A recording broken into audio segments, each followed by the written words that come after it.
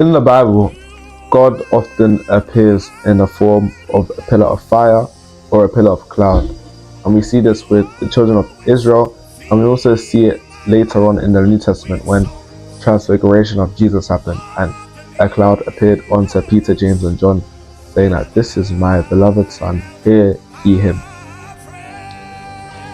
But we never really get to know what each of them represent commonly. Like the average Christian doesn't know what a pillar of fire or a pillar of cloud represent. The pillar of fire represents the jealousy of God, and the scripture to back this up is Deuteronomy chapter 4 and verse 24, and it says, "For the Lord thy God is a consuming fire, even a jealous God." So we can see here that the fire represents the jealousy of God, because God shows up as a fire when he is coming for vengeance, when he's coming to defend something, whether it's his own integrity or if he's coming because his people have strayed away from him. God is always showing up as a fire to contend for something that is his own. Now the cloud represents the glory of God. The scripture to back this up is 1 Kings chapter 8 and verse 10 to 11. And it says, "And it came to pass when the priests were come out of the holy place, that the cloud filled the house of God, or rather the cloud filled the house of the Lord, so that the priests could not stand to minister because of the cloud, for the glory of the Lord had filled the house of the Lord." So it wasn't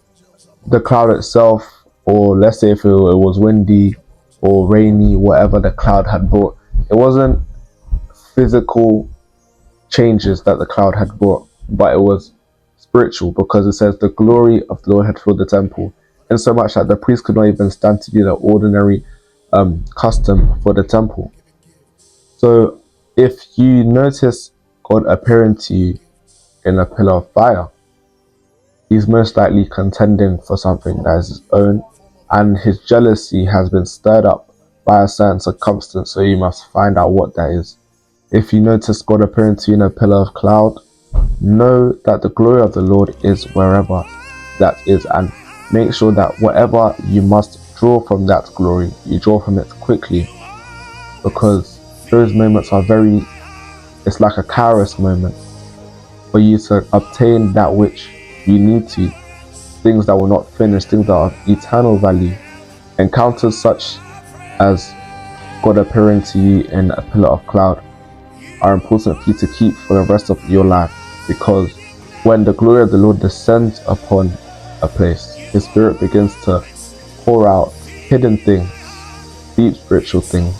upon men that you cannot get cheaply. And so I pray that these interpretations have helped somebody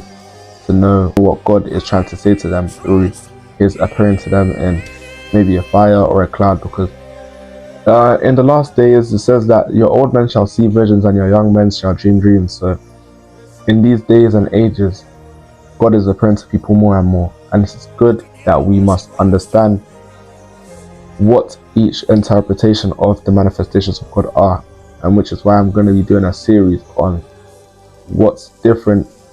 manifestations of God are and his different appearances are as backed by scripture. So watch out for those